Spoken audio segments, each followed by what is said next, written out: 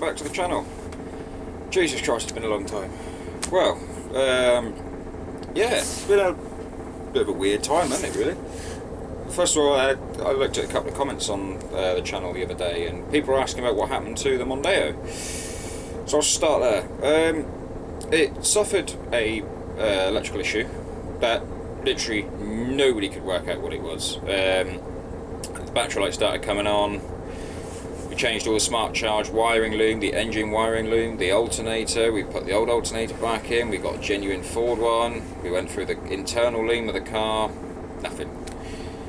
So unfortunately, after about 3 weeks of trying to diagnose and work out what it was that caused the problem, I ended up having to get rid of it, unfortunately. So yeah, I was really gutted, really, because the amount of work that went into that thing, and you know, the whole thing, the whole reason around it, it didn't feel like it was for nothing, like, not at all. But it just was a bit of a kick in the teeth when it just, yeah, didn't want to keep going. So, which was unfortunate, but there we are. So obviously that one went. I replaced it with an E39 5 Series Estate, which you will see later on at some point. I've still got the E38 7 Series, that's going absolutely nowhere. The Range Rover was sold, because yet again that, I just lost heart of it, because I'd previously spent quite a lot of money on that, and it just wasn't worth my time. So I sort of not lost heart in doing the channel at all, that wasn't the case. It was just the fact that, yeah, I didn't have anything worth filming at all. The 7 Series got a bit of an interior change and respray the front end, which was done so quickly that I didn't even have time to even look for the cameras, let alone set them up and try and film it. So I've left. So that one there is off the road for the winter. That's the only reason why I'm not driving that today. I mean, you can probably see the 5 Series in the mirror just over there somewhere. There it is. I'll do a little walk around of that one later. That one's not really going to be having a series done with it or anything like that, because there isn't really anything to do to it apart from deal with a bit of crusty split panels and stuff like that. Typically 39 problems. Yeah, it's just a little hack. It's an estate car, so it was ideal for coming and doing this damn thing. So anyway, let's go and look at this thing. So what I've actually purchased is a Volvo B10m. It's 2001. It was a 50-seater. Now, the reason that I was attracted to this particular coach was because it's a 50-seater. So you've got all your, obviously your seats, got all your overhead lockers. It has actually got a TV up there. I need to try and see what's wrong with it, try and get it working. If anybody knows anything about these auto sound systems, they're not ideal. I mean, it's got all the display and everything there. I did get the display to fire up, but nothing on the TV. Nope. So yeah, we'll walk up the back here, go and have a look. So the reason I bought this coach in particular, out of 3 that I went to look at, I've already actually started taking some of the seats out just to see how easy they are to take apart, which I'm going to do a little time lapse of ripping these out, because all of these are coming out apart from the first row. So the reason I bought this coach: running hot and cold water.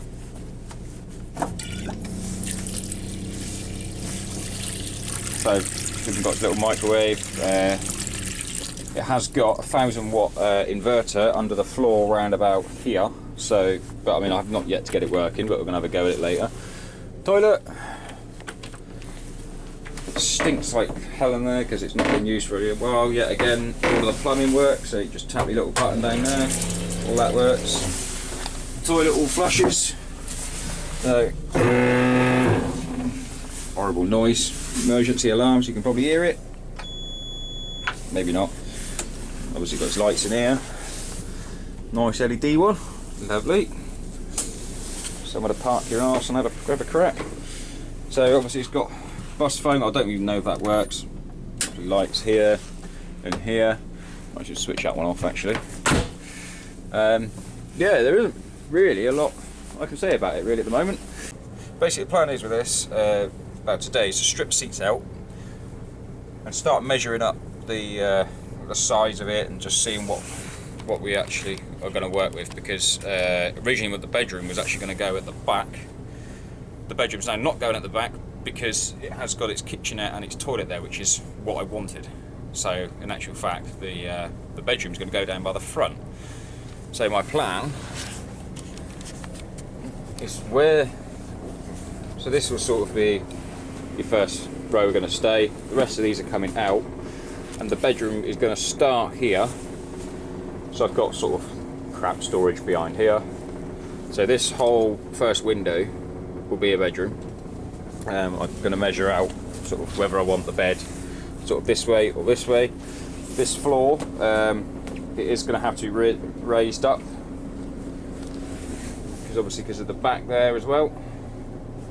The kitchen is going to go, because of all the plumbing is already sort of in this area here and over there. The kitchen will go here. I'm not quite sure how we're going to design it yet, whether I'm going to do sort of like a little L shape, so have like a fridge there, sink over here, you know, cooker sort of over this area and whatnot. So then the living area, I'll turn back round, is basically just going to be the rest of it. So first window down there is going to be seating, second window along is going to be bedroom, third, fourth, fifth is going to be living and cooking. And as for the toilet, my plan is to lift the roof height of the toilet itself, and because it sits at a slant, let me show you a minute. So as it sits at a slant there, because of this rear seat, once this rear seat's gone, this can be boxed back up and straight up. I'm going to put sort of like a little rain head sort of inside there. And obviously there'll be a bit more room to move around. I mean, it does go a bit further down, but we might even just take a bit of the floor in order to have the shower and toilet in there. So I'll be getting rid of that sink and probably go for a little toilet and sink on top of each other, so it keeps it nice and compact. And yeah, so we've got the plumbing sorted out and the lighting sorted out, and it's got some onboard electrics. So my next plan will be to do solar panels all the way along the top, with the leisure batteries obviously underneath, because there is actually tons of storage, but as it's actually chucking it down with rain at the moment, I am not going out there. Yeah, so going to solar panel the entire roof. It's going to probably have 3 or 4 different systems, so probably have its own set for like the bedroom, for the front room, that living area, and then another bank for its kitchen. So basically it'll be wired up the similar sort of way that caravan's wired up, with the 240 volt setup. It will also have a 240 mains charge system, so you can plug it into like a generator, or you can plug it into a campsite or whatever, so you can also charge your leisure batteries. So yeah, so that's how I'm going to power it. The plumbing, like I said, I don't really have to worry about, apart from add some longer pipes and some longer drainage. It's got all its water tanks, it's got all its septic tanks with the toilet, everything's all there. Yeah, I really got this coach at a deal. I looked at a few, and some of them were like over £1,000 and stuff like that, and they weren't nowhere near as good as this. Whereas for this coach, I paid 900 quid from the coach company that ran it for several years. I think it was under their, on the V5, they owned it since 2013. So it's been all over the country, all over the continent. So we know it's a good runner. It runs up really well. They had to put a few bits back in it that they'd taken off and borrowed for others, but which doesn't bother me. So yeah, other than that, I will take a walk around later on the outside. Obviously it's not very nice out there, as you can see at the moment. It's a bit murky, and yeah, let's chuck it down your rain here and there. Let's go and get some seats out.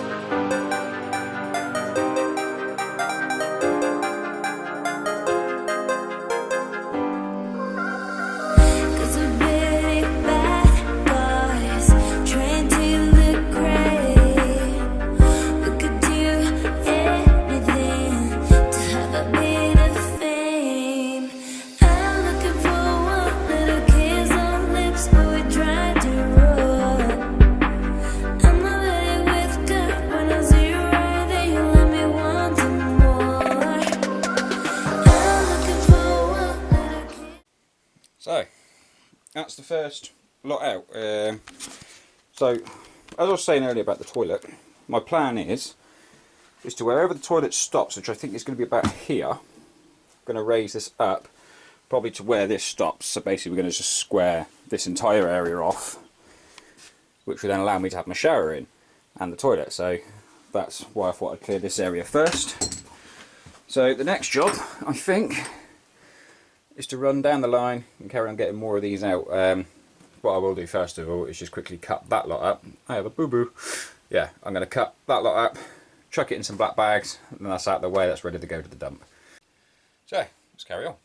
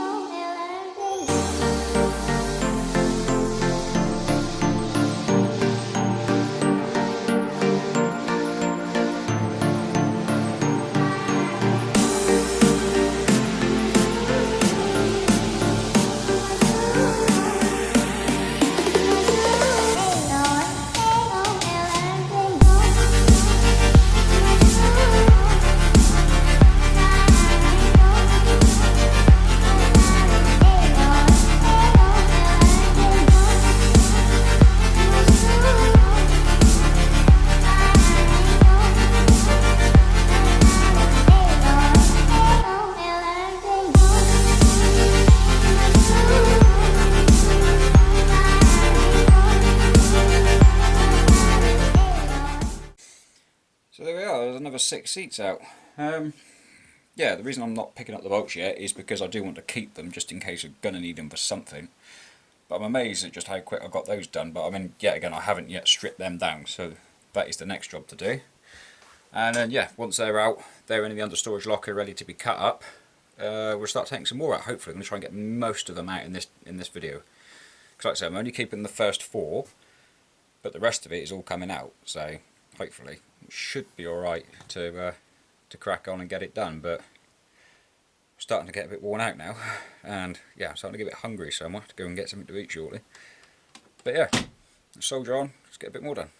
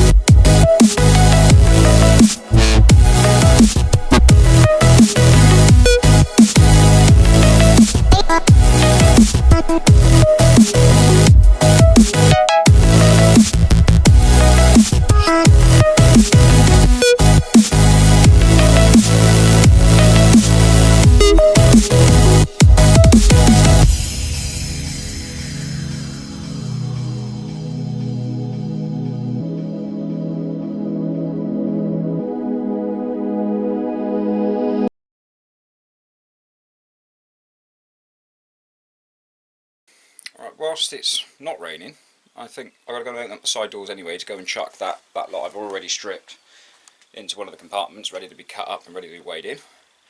So what I'll do at the same time, I think, whilst it's clear, we'll go and have a look outside, shall we? So this is one of the reasons, like I say again, that I bought this, was at the rear exits here, because part of the legal requirements is that it has a door that's not accessed via the front, which this has. So we'll go back a little bit, so I might stand way back. So there you go. Like I say, I got it, Loki. Oh, hello 5 Series. So yeah, this is the daily for the moment, but we're not here to see that. So yeah, it's a fair old size. It's 32 foot by 8 foot 8 wide. And it's 3.7 metres high, which I think is like 12 foot 2 or something like that. I'll have a look on the plate in a minute. So this is the sheer size of it. The engine compartment, which I will open up later on, is there. So you've got storage under here, here. I think that's just a little storage compartment. And you've got storage here as well, which also, when I sort that out, I'll be able to climb through into there. So that's the crew compartment. Obviously the back of it. So it's pretty well spec'd for its day. I mean, it's a lovely thing. It runs really well, but I'll try and fire it up again later. So you've got your crew compartment, which I'm guessing is where they used to sleep. So I'm going to open that up.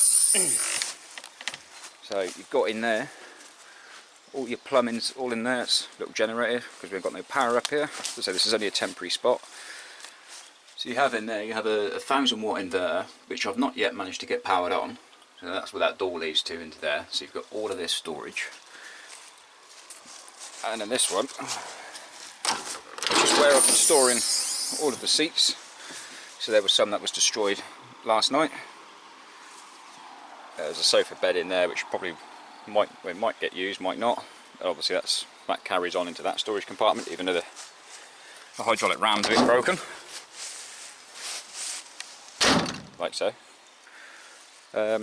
What else is there? Yeah, this door I've got to adjust a little bit.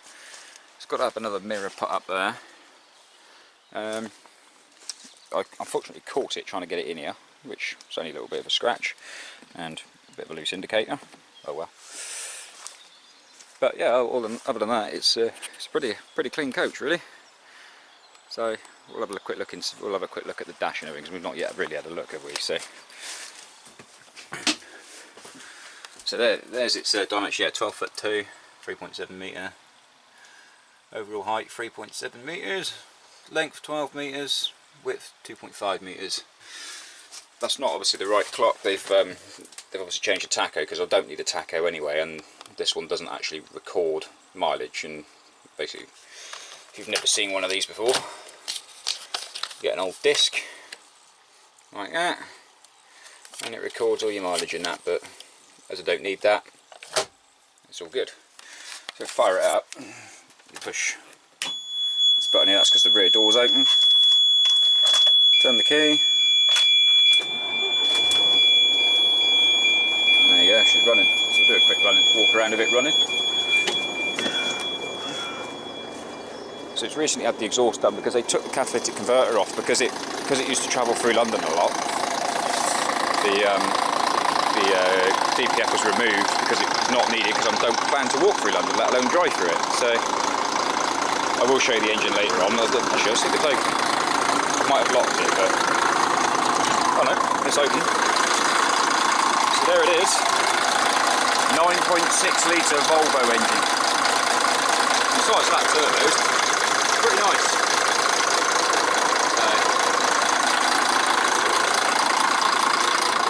I'll shut that one back down. Go back around here. So yeah, the annoying beeping noise it's making is purely just because I've got the back door open. When I shut the rear door, it shuts up. So, next job, get all the old seats that I've already stripped out, get them into the compartment and carry on again. It's going to be taking a while to strip these seats, but it's all part of it, and I want to film every single last piece of this so you get to see how it's done. So let's crack on.